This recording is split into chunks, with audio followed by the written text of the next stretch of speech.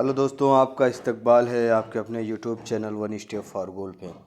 दोस्तों, CTET pedagogy की जो 100 क्वेश्चन की जो सीरीज़ थी, पूरा 100 क्वेश्चन जो पीडीएफ था उसका, मैं उम्मीद करता हूं कि आपके पास पहुंच गया होगा, आपने उसको पढ़ा होगा, उसको सॉल्व करने की कोशिश की होगी। ये रहा कि सीटेट उर्दू पेडागोजी का, और ये जो है पूरा most important question primary upper primary दोनों लैंग्वेज के लिए। आप देखिए, बहुत से सवाल ये आ रहे हैं कि सर हमने पहली लैंग्वेज ले रखी है, सर हमने दूसरी लैंग्वेज ले रखी है, तो उसमें हम क्या इंतखाब करें, कौन सी सीरीज़ देखें हम पहली लैंग्वेज। देखिए, उर्दू के लिए तो वैसे भी कोई किताब नहीं है कि आपने उसको पढ़ लिया और हो गया, तो आप ज़्यादा से ज़्यादा प्रैक्टिस करें। कोई मसला नहीं है कि आप पहली ज़बान ले रखे हैं या पहले, जिस तरीके से आप हिंदी हिंदी के लिए करते हैं कि अगर आपने हिंदी एक पहली ज़बान ले ली है या दूसरी ज़बान ले ली है, तो आप तैयारी दोनों की एक ही जैसी करते हैं। बिल्कुल वही मसला उर्दू के साथ है, हिंदी का कंटेंट मिल जाता है, उर्दू का कंटेंट मिलता नहीं है। तो इसलिए हम सोच रहे हैं कि अभी तक जितना हुआ है, जितना पेडागोजी का क्वेश्चन जितना भी स्टेट से हुआ है, जितना बन सके पूरी कोशिश करेंगे कि वो आप तक पहुंचाया जाए। और ये 100 क्वेश्चन है, उसको 15-15 करके हम लोग डिस्कस करेंगे, 15-15 करके उसको डिस्कस करेंगे, ताकि कम वीडियो में काम हो जाए और ज़्यादा से ज़्यादा फ़ायदा हो सके आप लोगों को। देखिए, क्वेश्चन की तरफ आते हैं। क्वेश्चन क्या है, क्या आप इस बात से इत्तफाक रखते हैं कि जमात में तलबा को ज़रूरत से ज़्यादा आज़ादी देने से बदनज़मी पैदा होती है? देखिए, क्या है, आप इस इत्तफाक रखते हैं, मतलब आप भी मुत्तफिक है, ये आप बात मानते हैं, आप भी रखते हैं कि जमात में तलबा को ज़रूरत से ज़्यादा आज़ादी दें। अगर तलबा को ज़रूरत से ज़्यादा आज़ादी देंगे तो बदनज़मी पैदा होगी। आज़ादी देनी चाहिए, हर आज़ादी सही है, लेकिन एक हद तक आज़ादी ज़रूरी होती है, कुछ हद तक आज़ादी ज़रूरी होती है। आज़ादी देनी चाहिए, ऐसा नहीं है कि आप बिल्कुल मुअल्लिम एक्टिव रहे, मुअल्लिम क्या है, टीचर एक्टिव रहे, ऐसा नहीं है। आपको क्या है, अब इस तरह के क्वेश्चन आपको बहुत सीटेड में देखने को मिलेगा। मुत्तफिक हैं कि मुत्तफिक नहीं है, बिल्कुल सही है, बिल्कुल सही नहीं है, गैर मुत्तफिक हैं। मुत्तफिक माने मतलब आप इस बात के आप भी क्या इसको मानते हैं आप, तो ये है। तो यहाँ पे देखिए, अगर ज़रूरत से ज़्यादा अगर आपने आज़ादी दी तो क्या है, बदनज़मी पैदा होती है। तो बात सही है, ज़रूरत से ज़्यादा अगर आपने आज़ादी दी तो ये है क्या है, मुत्तफिक है, यानी ऑप्शन ए सही है, मुत्तफिक हैं। ठीक है, दूसरे क्वेश्चन की तरफ आते हैं कि दूसरा क्वेश्चन क्या है।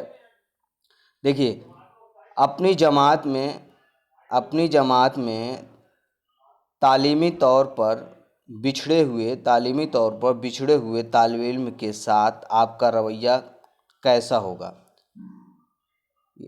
क्या है, बिछड़े हुए, किसके, क्या कह रहा है, बिछड़े हुए तालिब इल्म के साथ आपका रवैया कैसा होगा?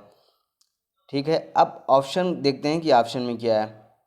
ऑप्शन ए है, इसको पिछली जमात में दाखिल करेंगे, पिछली जमात में आप उसको दाखिल करेंगे। पहली बात, पेडागोजी में एक चीज़ आप समझ लीजिए कि अगर बच्चा फेल हो रहा है, नहीं पढ़ रहा है, उसका दिल नहीं लग रहा है, कॉलेज आने का मन नहीं कर रहा है, स्कूल में दीगर काम कर रहा है, तो इसमें बच्चे की कभी कोई गलती नहीं निकाल दी है। हमेशा गलती जो है हमेशा किसकी होगी, मुअल्लिम की होगी। गलती हमेशा मुअल्लिम को होगी, उसको तरीक़े तदरीस बदलना होगा और बच्चों की कमियों को मालूम करना होगा, क्यों दिलचस्पी नहीं ले रहे हैं उसके बारे में मालूम होगा, क्यों कहाँ जितना है वो सब मालूम करना एक टीचर की ज़िम्मेदारी है। कभी भी तलबा की ज़िम्मेदारी पेडागोजी में नहीं मानी जाती है और बच्चे की कोई गलती नहीं होती है। तो लिहाजा टीचर को क्या चाहिए, अपने तरीके को बदलना चाहिए ताकि वो दिलचस्पी ले सके, सरगर्मी के ज़रिए पढ़ाए, एक्टिविटी के ज़रिए पढ़ाए, खेलकूद के ज़रिए से पढ़ाए, चाहे जिस तरीके से पढ़ाए, हर वो तरीका टीचर को अपनाना है जिससे बच्चे दिलचस्पी ले सके। ये बात समझ में आ गई? तो बिछड़े हुए तालिब इल्म के साथ आपका रवैया कैसा होना चाहिए, ये जो डिस्कस कर रहे हैं वो काफ़ी इंपॉर्टेंट है। डिस्कस उसी हिसाब से जिस तरीके क्वेश्चन आते हैं, बस उसी हिसाब से, ये नहीं कि बहुत ज़्यादा जो है आपके लिए फजूल होगा। अब क्या है, ऑप्शन ए है, उसको पिछली जमात में दाखिल करेंगे। अभी हमने कहा कि इस तरह का बच्चों की कोई इस तरह की सज़ा का प्रावधान नहीं है। ऑप्शन बी क्या है, उसे स्कूल से निकाल देंगे, ऐसा भी बिल्कुल आपको नहीं करना है। मसले का तदरीसी हल सोचेंगे। अभी मैंने कहा कि कुछ भी होगा, बच्चे की गलती नहीं है, टीचर की गलती मानी जाएगी, तो क्या करेगा, टीचर की मसले का हल तलाश करेगा ना टीचर खुद। तो इसका क्या ऑप्शन होगा, ऑप्शन सी बेहतर लग रहा है, इनमें से कोई नहीं, ये तो बिल्कुल नहीं है, तो ऑप्शन सी इसका बिल्कुल सही है, ऑप्शन सी इसका ऑप्शन सही है। तीसरा नंबर क्वेश्चन देखते हैं, इसमें क्या है, आप इस बात से किस हद तक मुत्तफिक हैं कि मौलम को जमात से भाग जाने वाले बच्चों से हमदर्दी नहीं रखनी चाहिए, हमदर्दी नहीं रखनी चाहिए। अब देखिए, हमदर्दी तो रखनी चाहिए भाई, इसलिए कि वो भाग रहा है, जिसे ऊपर का क्वेश्चन है तो वो दिलचस्पी नहीं ले रहा है। ये तो क्या है कि मुत्तफिक हैं, मुत्तफिक नहीं हैं, ये इस तरह के क्वेश्चन में देखिए कुछ ऐसा है कि भाग जा रहा है कोई, मतलब ये भाग जा रहा है, तो इसके पीछे बहुत से रीजंस हो सकते हैं कि वो भाग जा रहा है। अब मौलम क्या है कि मौलम किस हद तक उससे हमदर्दी कर सकता है, बिल्कुल हमदर्दी करनी चाहिए, क्यों भाग रहा है उसकी वजूहात मालूम करना चाहिए। इस तरह के क्वेश्चन बहुत आते हैं कि आप क्या करेंगे, तो आपको उस तरह के ऑप्शन में आप देखें कि टीचर क्या करता है, वो तदरीसी हल तलाश कर रहा है कि नहीं, यानी टीचिंग मेथड जो है वो चेंज कर रहा है, उनको उसके वालिदैन से मिलना, मतलब टीचर स्टूडेंट जो पेरेंट्स मीटिंग होती है, इस तरह के क्वेश्चन आपको, पेरेंट्स टीचर मीटिंग होती है तो इस तरह के ऑप्शन आपको बहुत मिलेंगे। लेकिन यहाँ पे अगर हम क्वेश्चन का देखें तो यहाँ पे इसका आंसर है किसी हद तक मुत्तफिक हैं, वो भाग जा रहा है तो किसी हद तक मुस्तफिक हैं। अगर यहीं पे अगर कुछ स्पेसिफिक अगर कर देता तो वहाँ पे आपको सोचना पड़ेगा थोड़ा सा, उसके बाद ऑप्शन आपको लगाना पड़ेगा। तो क्या है, इसमें ऑप्शन सी सही है कि हम किसी हद तक मुत्तफिक हैं। अब देखिए ऑप्शन, अब देखते हैं क्वेश्चन, बच्चों को पढ़ाने के लिए किस तरह आमादा किया जाए, बच्चा है उसको पढ़ाने के लिए किस तरीके से आमादा किया जाए। इसमें पूरी पूरी आमादा करने के लिए नफ्सियात है जिसके लिए हम पढ़ रहे हैं। वहाँ पे देखिए आप क्या करेंगे, उस पर सख्ती करेंगे, बच्चों पे सख्ती बिल्कुल नहीं करनी है। ऑप्शन बी है उसके सरपरस्तों से शिकायत करना, शिकायत करना भी बिल्कुल नहीं है। इस तरह के काम में बच्चों की शिकायत विकायत बहुत रेयर केस में आते हैं इस तरह के क्वेश्चन, कि बार बार कर रहा है, बार बार कर रहा है, तब जाकर शिकायत की बात आती है, वरना आमतौर से शिकायत की बातें नहीं आती हैं। ठीक है, तीसरा ऑप्शन देंगे, बच्चों को आगे पढ़ाने के लिए, बच्चों को आगे बढ़ाने में उनकी इमदाद यानी मदद और मशवरों को अहमियत दें। अब बच्चे क्या है, यहाँ पे देखिए क्या बच्चों को पढ़ाने की किस हद तक आमादा किया जाए, यहाँ पे एक्टिव लर्नर की बात की जा रही है, यानी मशवरों को अहमियत देना। आप बच्चे से मशवरा कर रहे हैं, उससे मदद ले रहे हैं, उसी के हिसाब से आप पढ़ रहे हैं। तो आप जब टीचिंग करते हैं और बीएड या डीएलएड कुछ भी करते हैं, तो वहाँ पे आपको ज़्यादा से ज़्यादा यही बताया जाता है कि बच्चों को एक्टिविटी के मेथड से पढ़ाइए।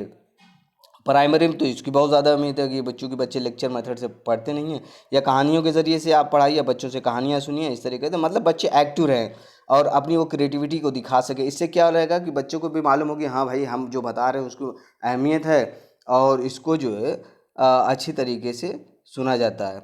आप यूँ ये समझ सकते हैं कि अगर आप डॉक्टर के यहाँ जाते हैं तो कुछ डॉक्टर्स ऐसे होते हैं ना कि बस थोड़ा सा सुना आपके और आप दवा दे दी, तो आप ये सोचते हैं यार मतलब मेरी बात ही नहीं सुनी, दवा दी थी तो मतलब कोई फ़ायदा तो है नहीं उसमें। अब कुछ डॉक्टर्स क्या होते हैं, आप जाएंगे ना तो बहुत अच्छे से वो बातें करेंगे, तो ऐसा क्या होगा कि बस अब दवा जैसी, तो भाई बहुत अच्छे से बात करी भाई, हाँ अब डॉक्टर बहुत अच्छा है, दवा फ़ायदा करेगी, क्या है ये ज़हनी चीज़ है। तो आप उसके मशवरे की हमेशा अहमियत देंगे, जब मशवरे की अहमियत देंगे तो इंशाल्लाह जो है वो पढ़ाई में दिलचस्पी लेगा। ठीक है, इसको ज़्यादा से ज़्यादा आप लोग शेयर करिए, उन लोगों तक पहुंचाइए जो सीटेट में उर्दू ज़बान का इंतखाब करते हैं। और ये सीरीज़ जो पीडीएफ है, अगर इसको पीडीएफ चाहिए, अगर इसकी जो लोग देख रहे हैं इनके पास अगर पीडीएफ नहीं है तो उसके लिए आप 86826183 पे व्हाट्सएप करिए, और वहाँ पे बस लिखिए कि उर्दू पेडागोजी 100 क्वेश्चन कि ये या पीडीएफ चाहिए, कुछ भी आप वहाँ पे टाइप करिए, इंशाल्लाह आपको ये पीडीएफ भेज दी जाएगी। और वहाँ क्या है, यहाँ से एक बार पढ़ लिया, पढ़ने के बाद आपको क्वेश्चन इसलिए पहले प्रोवाइड किया जा रहा है, एक बार आप पहले क्वेश्चन पढ़िए, पहले एक बार क्वेश्चन पढ़ लीजिए, आंसर करने की कोशिश करिए, और नहीं हो रहा है तो एक बार वीडियो देखिए, वीडियो देखने के बाद आप फिर उन क्वेश्चन को देखिए आप किस हद तक सही कर पा रहे हैं, क्योंकि पेडागोजी बगैर प्रैक्टिस के आप सही नहीं कर सकते हैं। ये है। अब 5वां नंबर क्वेश्चन देखते हैं कि उर्दू ज़बान तलबा को किस किस तरह सिखाई जाए, उर्दू ज़बान सिखाने की बात कही जा रही है कि तलबा को किस तरीके से सिखाई जाए। पहले क्या है, पहला ऑप्शन क्या है, पहले फ़ारसी पढ़ाओ। भाई उर्दू सिखा रहे हैं तो पहले फ़ारसी क्यों पढ़ाएंगे। हिंदी पढ़ाओ, हिंदी भी क्यों पढ़ाएंगे भाई, हम उर्दू ज़बान की बात कर रहे हैं। अगर मादरी ज़बान होता तो कुछ सोचा भी जाता। हिंदी स्पेसिफिक कर दिया ना, मादरी ज़बान में स्पेसिफिक नहीं है, मादरी ज़बान कोई भी हो सकती है ना। पहले हरूफ तहज्जी की शनाख्त करवाओ। अब देखिए यहाँ पे कोई भी चीज़ आप उर्दू पढ़ा रहे हैं, उर्दू पढ़ा रहे हैं, क्या है, अलिफ, अलिफ है, अलिफ से क्या बोलते हैं, अलिफ से अल्लाह, अलिफ से अनार, इस तरीके से पढ़ते हैं ना। पहले वो सिंबॉलिक तरीके से क्या, पहले हरफ तहज्जी को पढ़ाते हैं, अल्फ़ाबेट जो है अलिफ बे, इस तरीके से हरफ तहज्जी जो होते हैं उसको वो पढ़ाते हैं। तो क्या है ऑप्शन इसका, ऑप्शन सी इसका बिल्कुल सही है।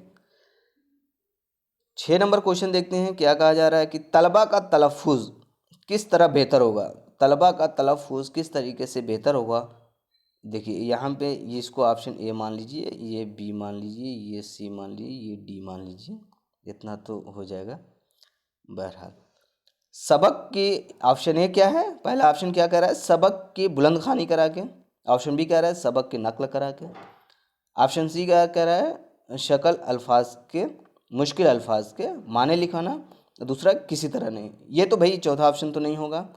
अब यहाँ पे देखिए एक चीज़ गौर करने की बात यहाँ पे ये है, ये तो सही है कि आप जो है उसको क्या करेंगे, बुलंद ख़ानी करवाएंगे। बुलंद ख़ानी करवाने से क्या होता है आपको कि सबक की अगर बुलंद ख़ानी कराएंगे तो उसके तलफ़ुज़ क्या हैं, उसके तलफ़ुज़ तो सही हो जाएंगे, यानी ऑप्शन ए इसका बिल्कुल सही है। ठीक, अब यहाँ पे एक चीज़ गौर करने की बात क्या है, सबक की नकल करके, जब ज़बान की बात आती है, ज़बान सीखने की, बच्चा ज़बान कैसे सीखता है, तो सबक इमिटेशन होता है ना, कि नकल करने से ज़बान सीखता है। कि क्या बच्चे क्या होते हैं कि वो नकल कर से, टीचर जो पढ़ाते हैं ना, तो जब टीचर नहीं होता तो बच्चे उनके गैर मौजूद में उनकी नकल करते हैं कि ये टीचर जो है वो अब्बास सर अगर हैं तो वो ऐसे पढ़ाते हैं, या कोई भी हो, जैसे आप किसी का भी नाम ले सकते हैं, सलामत सर हैं या कोई भी हैं, किसी का भी मतलब कोई भी टीचर हो, मैम हो, तो बच्चे क्या करते हैं, उनकी नकल करते हैं। तो इस तरीके से ज़बान कैसे सीखी जाती है, नकल करके सीखी जाती है। आप देखिए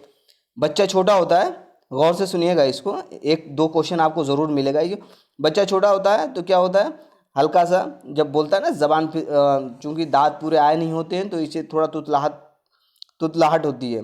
तो हम क्या होते हैं, बड़े भी थोड़ा सा उसको तुतला के बोलने की कोशिश करते हैं। हालांकि ऐसा करना नहीं चाहिए, क्योंकि बच्चे जैसा सुनते हैं वो वैसा ही बोलते हैं। जब आप उनसे वो तुतला के थोड़ा सा बोलते हैं तो आप भी वैसे बोलते हैं, तो उनकी नशोनुमा भी उसी तरीके से होती है। नफ्सियात में इसको बहुत अवॉइड किया जाता है, इसको मना किया जाता है, बच्चों को इस तरीके से बात नहीं करनी चाहिए।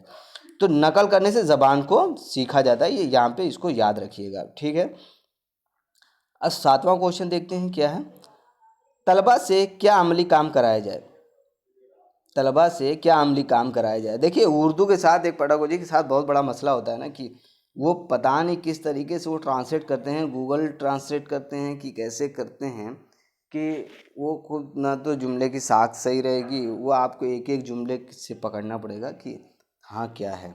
लेकिन अगर आपका साथ रखे तो इंशाल्लाह पेडागोजी पे अच्छा खासा काम किया जाएगा। और अगर आप यहाँ एक बात बता दें कि उर्दू से मुताल्लिक कोई भी आप एग्ज़ाम की तैयारी कर रहे हो, पीजीटी हो या टीजीटी हो,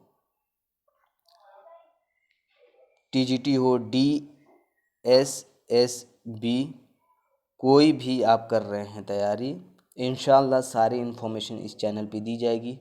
उसके सिलेबस को डिस्कस किया जाएगा, किस तरीके से क्वेश्चन पूछा जाएगा। अगर आपको चाहिए DSSB का पेपर, अगर आप उर्दू में देखना चाहते हैं तो इंशाल्लाह इस काम के बाद उसको अपलोड किया जाएगा। DSSB में कैसा TGT और PGT का पेपर होता है उसको अपलोड किया जाएगा। उसको एक बार आप लोग देखिए, उसमें भी पेडागोजी किस तरीके से पूछा जाता है। लिहाजा आप किसी भी उर्दू से मुतल्लिक करें, चैनल को सब्सक्राइब कर सकते हैं आप, ताकि आप तक इन्फॉर्मेशन पहुंचती रहे।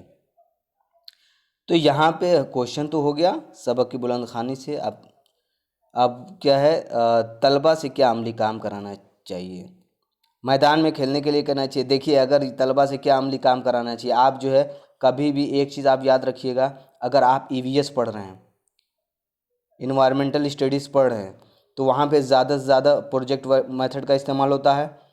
प्रोजेक्ट के बाद फील्ड वर्क का ज़्यादा होता है,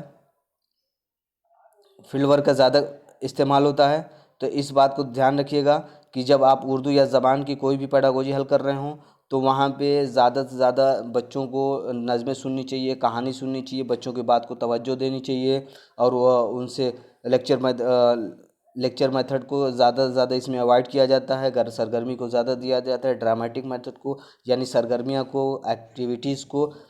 इस चीज़ को आप ध्यान रखिए, जो की पॉइंट इसके होते हैं ये साथ साथ में चलते रहेंगे ताकि आप कहीं भी पेडागोजी देखें तो इस बुनियाद पे इसको हल कर सकें। चलिए ठीक है।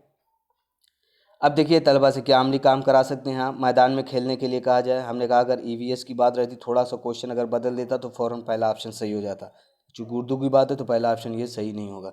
तस्वीर बनवाई जाए, तस्वीर बनवाई जाएँ। और एक बात यहाँ पे और याद रखिएगा कि अगर बच्चे की तख्लीकी सलाहियत का अंदाज़ा लगाने की बात अगर कही जाए, कि बच्चे की तख्लीकी सलाहियत का अंदाज़ा लगाने की अगर बात कही जा रही है तो तस्वीर देख के उसको लिखवाने की बात की जाए।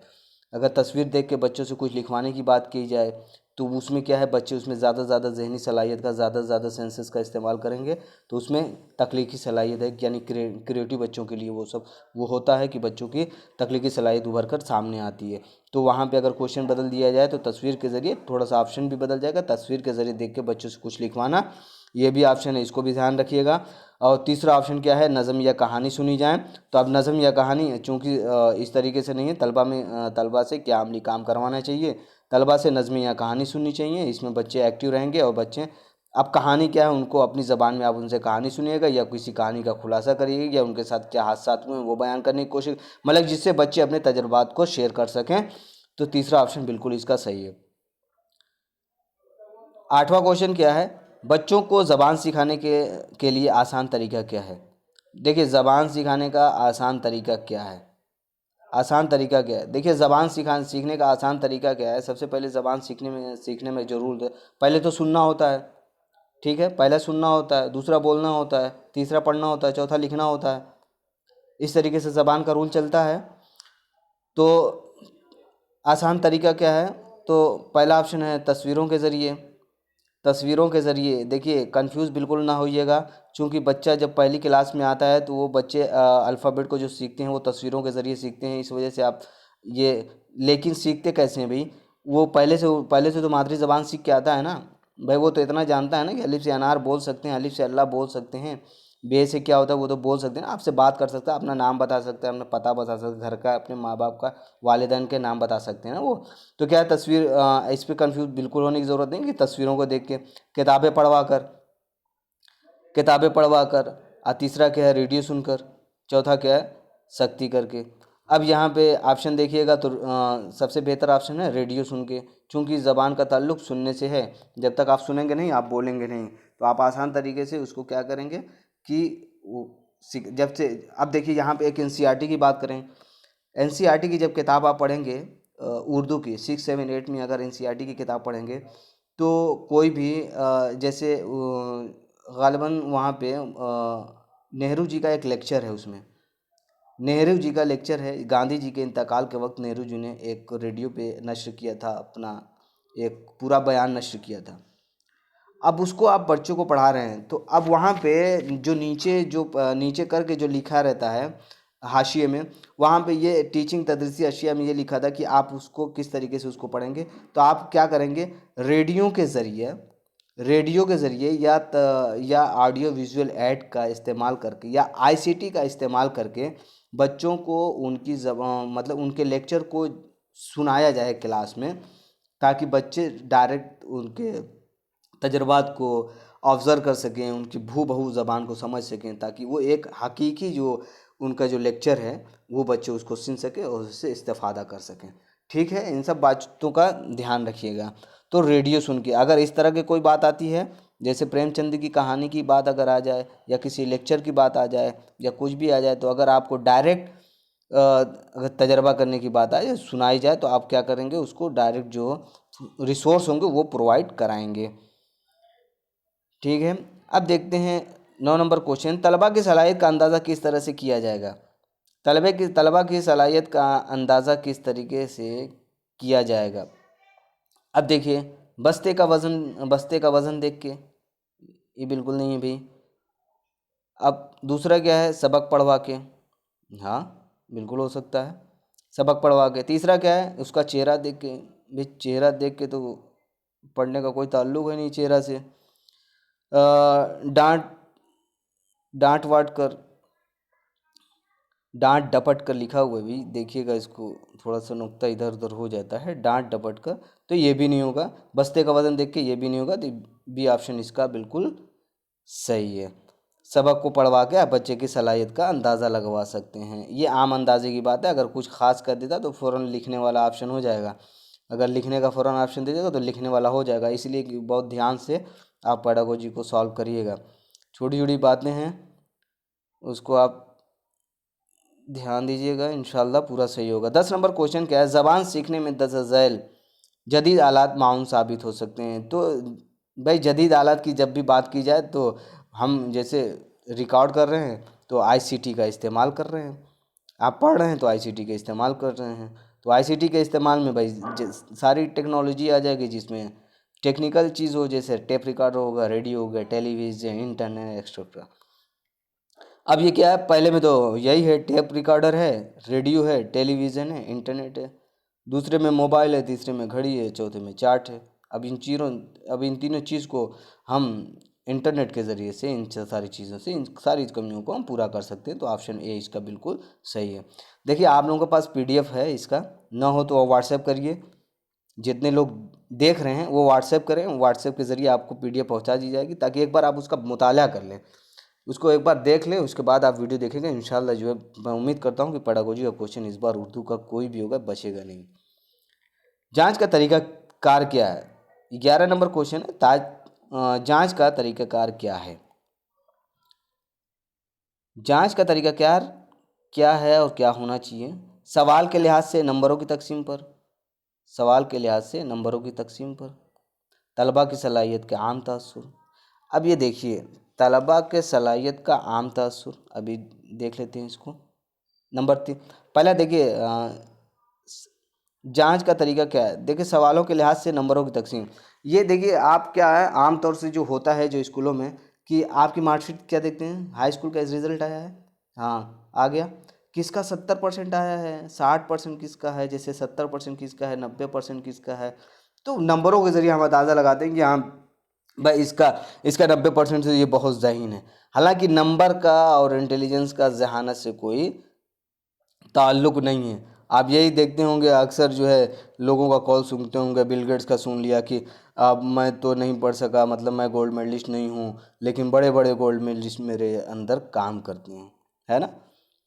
तो क्या है, तो पढ़ाना पढ़ना पढ़ाना एक अलग चीज़ है, कि इंसान को एक बेहतर इंसान बनाना है, लेकिन ज़हानत और किसी एक स्किल का होना वो अलग बात है। नंबर के ज़रिए आप किसी को जज नहीं कर सकते, कि आप क्लास में, आप अपने ही क्लास में देखते होंगे, आप जैसे आप ये देख रहे हैं पेडागोजी उर्दू देख रहे हैं, आपके कुछ ही साथी ऐसे होंगे जो आपसे तेज़ रहे होंगे, आपसे ज़हीन रहे होंगे, लेकिन उन्हें हाई स्कूल के बाद, इंटर के बाद पढ़ाई छोड़ दी। तो ये ज़रूरी नहीं है, इसका ताल्लुक़ नंबरों से बिल्कुल नहीं है। हालात से हो सकता है भाई, हालात से हो सकता है, नंबर से नहीं है, ठीक है। जहाँ सवाल के लिहाज से बिल्कुल नहीं है। तलबा के सलाहियतों का आम तासुर, देखिए तलबा की सलाहियतों का आम तासुर का मतलब क्या होता है। तासुर का मतलब क्या होता है, कि इम्प्रेशन, जो इंग्लिश में इम्प्रेशन, तासुर का मतलब इम्प्रेशन। तो तलबा की सलाहियत और उसका तासुर, उनका उसका इम्प्रेशन क्या है, उसके ज़रिए से आप ना उसके ज़रिए से कर सकते हैं, यानी ऑप्शन बी इसका बिल्कुल सही है। तासुर का मतलब क्या होता है, इम्प्रेशन।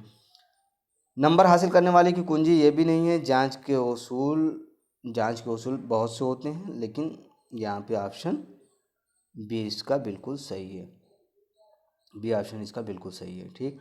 12 नंबर क्वेश्चन देखते हैं क्या कहा जा रहा है। तलबा मुताले के दौरान महारतों का यकजा होना। मुताला जब करते हैं, आप स्टडी करते हैं, तो महारतों का यकजा करना यानी जमा करना। उसको किस तरीके से मुताला करते हो, भाई आपके जहन में कुछ ना कुछ यकजा हो रहा है, कुछ जमा हो रहा है आपके जहन में भी, कोई तो कुछ तजर्बात आ रहे हैं, ख्यालात आ रहे हैं, कुछ आ रहे हैं। उसमें क्या करेंगे, देखिए यहाँ पे नोट्स बनाना। अगर आप जैसे ये क्वेश्चन पढ़ रहे हैं तो आपको लग रहा है कि हाँ मुझे एग्ज़ाम निकालना है, बस एग्ज़ाम निकालना है, एग्ज़ाम के बाद जॉब लगे तो आप क्या करेंगे, नोट्स बनाएंगे। देखिए किस तरीके से मकसद चेंज होता है। आप यहाँ क्या करेंगे, नोट्स बनाएंगे। ठीक, तलखीस, इसको तलखीस लिखा हुआ है, क्या है, समरी, यानी खुलासा। आप देखेंगे खुलासा उसका क्या है, कोई कहानी पढ़ रहे हैं तो उसका खुलासा। तीसरा क्या है, तफहीम। तफहीम का मतलब कि अंडरस्टैंडिंग, और ये है नोट्स लेना। तो पहली बात है कि नोट्स बनाना ये नहीं है, और बी क्या है, तलखीस करना, समरी, ये भी नहीं है। ऑप्शन जो है सी है, अंडरस्टैंडिंग है, कि अंडरस्टैंडिंग अगर आपकी अच्छी होगी तो जाहिर सी बात है वो तलखीस भी कर लेंगे आप, ज़हनी तौर से एक जो मुख्तसर जो नोट्स होता है वो भी आप तैयार कर लेंगे, और ये इस तरीके। लेकिन एक बात देखिए, आप जब मुताला करते हैं, किसी आम चीज़ का मुताला करते हैं, आप कभी नोट्स नहीं बनाते हैं। जो कहते हैं ना कि आप किस तरीके से चीज़ें याद होती हैं, किस तरीके से हम बोलते नहीं हैं। जैसे हम बातें करते हैं ना, वो हम भूलेंगे नहीं, वो याद रहेंगी। नोट्स बनाना, आप आमतौर से अगर कोई किताब जो है, अगर आपको कोई किताब दे दी जाए कि लीजिए आप इसकी स्टडी करिए, ऐसे ही मतलब तफरीह, मतलब आप अच्छी लगेगी आप उसको करिए, आप उस किताब को स्टडी करिए, नोट्स और बिल्कुल मान ना बनाइए। इस तरह का आपको आदत रखनी चाहिए, नोट्स बिल्कुल ना बनाइए। आप किताब को पढ़ने के बाद देखेंगे, आप उस किताब को कम से कम आप 40% तो लोगों उसको कहानी के तौर से आप बता सकेंगे। वही आपको दे दिया जाए कि लीजिए ये एग्ज़ाम की किताब है, इससे एग्ज़ाम होगा, तो 60% का कुछ भी याद रखना बड़ा मुश्किल हो जाता है। बस नफ्सियाती बीमारी है ये, इसको दूर करिए, इंशाल्लाह बहुत आगे जाएंगे। बहरहाल इसका ऑप्शन सी सही है। अब देखिए 13 नंबर क्वेश्चन क्या है, जांच के ज़रिए तालिब इल्म को पता चलता है, जांच के ज़रिए तालिब इल्म को पता चलता है। पहला ऑप्शन क्या है इसमें, तालिब इल्म अपनी कमियों को जान लेता है, बिल्कुल, जांच के ज़रिए तालिब इल्म अपनी गलतियों को भी जान लेता है। तालिब इल्म दर्जे में पढ़ाई में मुकाबला करता है। और जांच के ज़रिए से पढ़ाई में मुकाबले का मतलब ये है कि एक दूसरे से कंपटीशन जो होता है, एक स्कूल में दूसरे स्कूल से जो आउटडोर इंडोर जो गेम्स होते हैं या कोई प्रोग्राम्स होते हैं, उसमें उसको हिस्सा लेने की सलाहियत का भी अंदाज़ा होता है कि हम किस बच्चे को भेज सकते हैं। ऑप्शन सी क्या है, तलबा अपने में सुधार लाने की कोशिश करेगा। जाहिर सी बात है कि जब आप जांच करें उनके अंदर कमियां मालूम होंगी, उसको सिखाने की कोशिश करेगा। चौथा ऑप्शन क्या है, ऊपर के सभी बातों को जान लेता है, यानी ऊपर की जितनी बातें हैं जो जान लेता है। देखिए हम क्वेश्चन को डिस्कस कर रहे हैं, अगर आपको लग रहा है कि सिर्फ आंसर बताना चाहिए तो वो भी सही है, लेकिन पेडागोजी के साथ भाई मसला बहुत है कि आप जब तक क्वेश्चन को समझेंगे नहीं तो मुश्किल से वो हल हो पाएगा। मुल्क बनाने वाला कौन होता है भाई, मुल्क को बनाने वाला कौन होता है। अब मुल्क को बनाने वाला, यहाँ बिल्डिंग विल्डिंग की बात नहीं हो रही है, आप टीचिंग का देख रहे हैं, तो मुल्क बनाने वाला कौन होता है, वालिदैन समाज, ये तो डायरेक्ट है कि टीचर होता है, नेशन बिल्डर होता है, मुल्क को बनाने वाला होता है। ठीक है, 15 क्वेश्चन देखते हैं। जांच तालिब इल्म को देती है, जांच तालिब इल्म को देती है, जांच तालिब इल्म क्या देखती है, पहला क्या है, पढ़ाई में मेहनत करने की तरगीब देती है, यानी उसको मेहनत करने की और उसको मोटिवेट करती है कि हाँ आपको पढ़ाई में मेहनत करना चाहिए और जो आपकी कमी है उसको दूर करना चाहिए। ये है। दूसरा, खाने पीने की सलाहियत, तकरीर की सलाहियत, ये भी नहीं है, इनमें से कोई नहीं, ये भी नहीं है। चौथा ऑप्शन इसका बिल्कुल सही है। ठीक है, 15। अब देखिए 16 नंबर क्वेश्चन है, कल डिस्कस करेंगे इसको, नेक्स्ट वीडियो में इसको देखेंगे, लेकिन आप इसका आंसर जो है कमेंट बॉक्स में दीजिएगा। इसमें इसको थोड़ा सा डिस्कस कर लेते हैं। इसका आंसर आप कमेंट बॉक्स में ज़रूर दीजिएगा, ताकि आप कुछ थोड़ी सी मेहनत करें। एक बार पढ़िएगा इसको, आंसर ज़रूर दीजिएगा। मुंतज़र झैल में से कौन सा कौल सीखने के अमल से मुताल्लिक नहीं है। ठीक है, अब कौन सा अमल सीखने से मुताल्लिक नहीं है। पहला क्या है, सीखना एक नागुरेज और मुसलसल अमल है। देखिए गुर्रेज, ये जे जो है रे जे गुर्रेज है, चलिए ठीक है, इसको ऐसे ही पढ़ देते हैं कि गुर्रेज। गुर्रेज का मतलब क्या होता है कि आप किसी चीज़ को अवॉइड करना। इसका माना देखिए, इसमें बहुत से थोड़ा सा फ़र्क है। एक गुज़ेर होता है, गुज़ेर का मतलब ज़रूरी होता है, गुर्रेज के माने अवॉइड करना है, बचना है। तो यहाँ पे जो है इसको हम पढ़ लिख देते हैं, यहाँ पे नुक्ते का थोड़ा सा ये है, उसमें गुज़ेर, दो नुक्ता है यहाँ पे पेश है गुज़ेर। और इसके मतलब होता है ज़रूरी। इसका मतलब होता है क्या? ज़रूरी। ठीक है, इसको देख लिया आपने। सीखना एक इसको ज़रूरी पढ़ देते हैं, ज़रूरी और मुसलसल अमल है। और ये ऑप्शन है, ऑप्शन ए ये है। ऑप्शन बी क्या है? सीखना किसी मकसद के ताबे होता है, ऑप्शन बी है।